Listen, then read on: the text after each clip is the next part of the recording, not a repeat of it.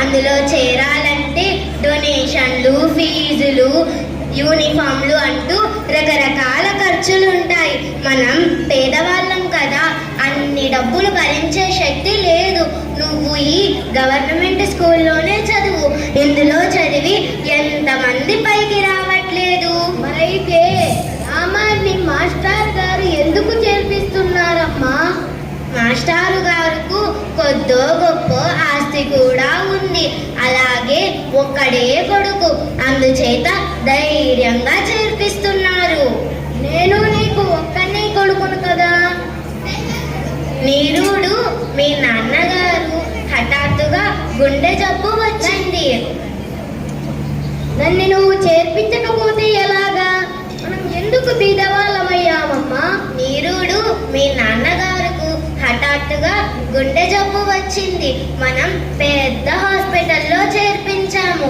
అక్కడ డాక్టర్ ఖర్చులు, మందుల ఖర్చులు చాలా అయ్యాయి. మీ నాన్నగారు బ్రతుకుతారన్న ఆశతో అప్పులు చేశాము. అందుచేత మనం పేదవాళ్ళమయ్యాము.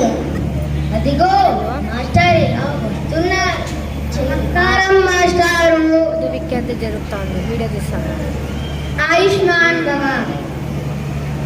మా అమ్మేమో బీదవాళ్ళం, ఆ స్కూల్లో చేర్పించలేనంటుంది. ఎంత పెద్ద బిల్డింగులు కట్టారో, ఎంత బాగుందో ఆ స్కూలు. అందులో నాకు చేరాలనుంది మాస్టారు. నేను రామం కలిసి వెళ్తుంటాం. మంచినీళ్ళు తాగండి మాస్టారు.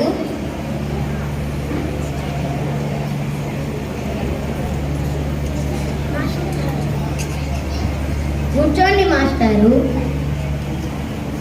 సరే, అలాగే ప్రయత్నం చేద్దాం.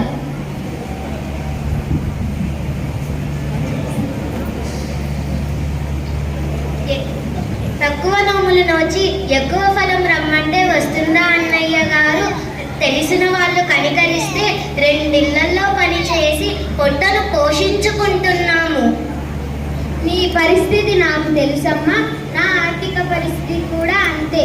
రామం పట్టుదలకి లొంగి దైవం మీద భారం వేసి సరే అన్నాను.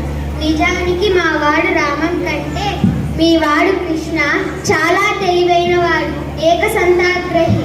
మీరు వాడి నాన్న మీద ఉన్న అభిమానముతో వాడిని చేరదీసి చదువు చెబుతున్నారు అన్నయ్య గారు. వాడికి చదువు చెప్పడం నా అదృష్టమమ్మా.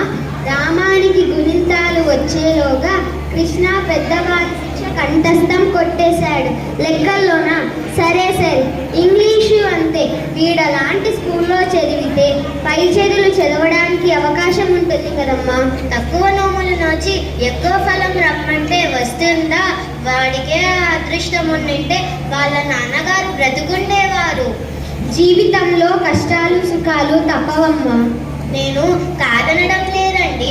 ఇన్ని కష్టాలు వచ్చినా నిలబడ్డానంటే అంతా బాబావారి దయే. ఆయన ఎలా నడిపితే అలా నడుస్తుంది. ఈ పరిస్థితుల్లో వాడిని ఆ స్కూల్లో చేర్పించడం దురాశ అవుతుందిగా. ఈ ఊర్లో నాకు తెలిసిన పెద్దలున్నారు. అన్ని అర్హతలున్న విద్యార్థికి విద్యాదానం చేసే పుణ్యాత్ములు ఉండకపోరని నా ఉద్దేశం. అందుచేత నా ప్రయత్నం నన్ను చేయని, ఆ పైన దైవేచ్ఛ. బాబా ఏదో దారి చూపెడతారు. ఆయన ఎలా నడిపిస్తే అలా నడుస్తుంది. ఎలా జరగవలసింది అలా జరుగుతుంది. మీరు దయించి ఈ ఊర్లో ఎవరిని బిచ్చమెత్తి అర్థించకండి. ఎన్నిసార్లు ఎన్నేళ్ళు వాళ్ళను వీళ్ళను బిచ్చమెత్తి చదువు చెప్పించగలను. క్షమించండి అన్నయ్య. నీ ఆత్మాభిమానాన్ని అభినందిస్తున్నానమ్మా.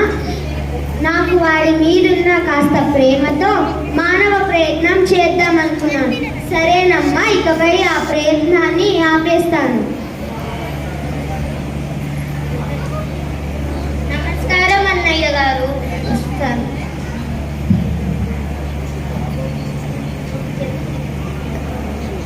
ఏమిటమ్మా మాస్టర్ గారు దిగులు పడుతూ వెళ్ళిపోతున్నారు?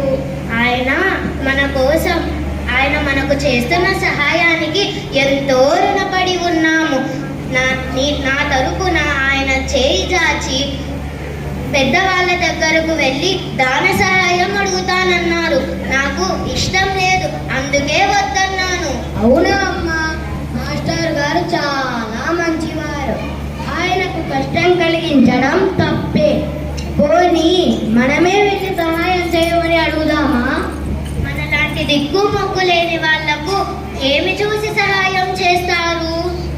పోనీ అప్పుగా అమ్మని అడుగుదామా? మనలాంటి దిక్కు మొక్కు లేని వాళ్లకు ఎవరు సహాయం చేస్తారు? ఏమి చూసి సహాయం చేస్తారు? మాస్టారుని అడగడం పాపం. అడిగినా ఎంతకాలం ఇస్తారంటావు? అప్పు దొరకదు. అప్పుడు మనకు దిక్కెవరు? మనలాంటి దిక్కు లేని వాళ్లకు ఆ దేవుడే దిక్కు. అయితే ఆ దేవుణ్ణే అడుగుతాం.